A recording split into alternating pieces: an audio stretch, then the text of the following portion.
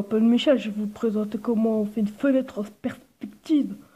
Alors, on fait comme ça. Alors, d'abord, on va faire un carré, comme ça. Et après, on va mettre des détails et tout. On peut même mettre un peu d'ombre, comme ça. On peut même mettre un visage, des enfants qui vivent dehors. Ça s'arrange après. Mais non, Michel, c'est pas comme ça qu'on fait une fenêtre. Attends, je vais t'expliquer. Avec tous les traits que t'as fait, c'est assez dur de gommer. Bon, commençons. Alors, ce qu'il faut faire, il faut faire plusieurs points de fuite. Des traits de fuite, je veux dire. Alors, il faut faire des points qui vont vers le haut et vers le bas.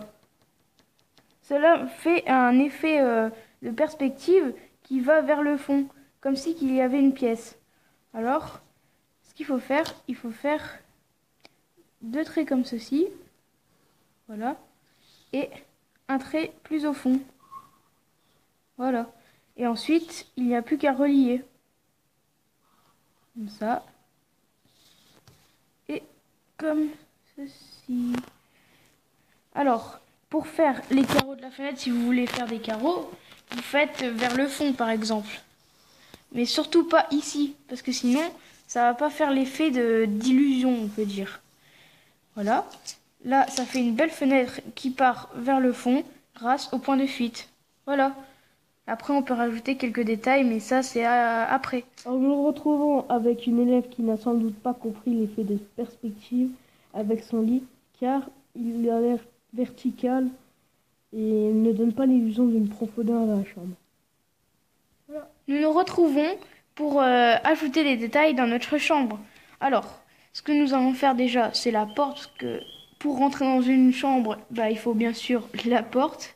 Alors, ce que nous allons faire, c'est que nous allons utiliser le point de fuite,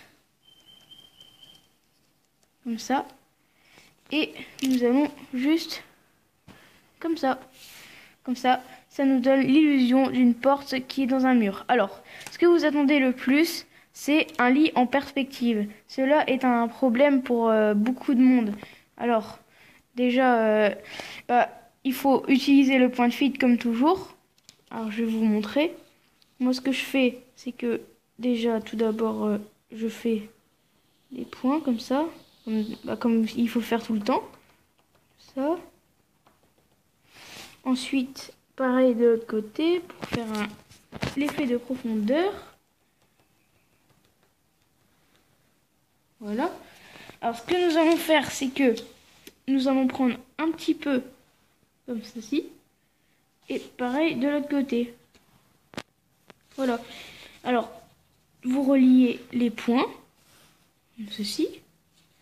Et ensuite, vous essayez de faire à la suite comme ça, mais vous décalez un tout petit peu. Voilà. Et là, vous faites comme ceci. Hop. Et hop. Voilà. Et là, vous reliez comme ceci. Si vous voulez faire un coussin, vous faites un coussin un petit peu penché, comme ça pareil pour l'illusion. Comme c'est ça le but de la perspective.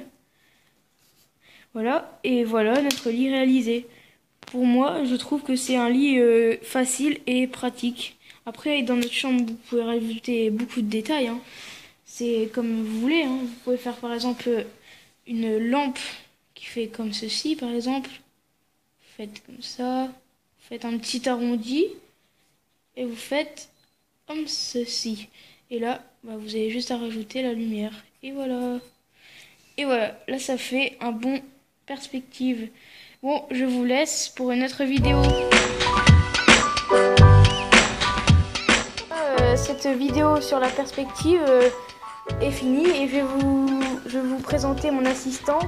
Moi c'est Clément et mon assistant c'est Hugo. Voilà, je dis bonjour. Allez, au revoir.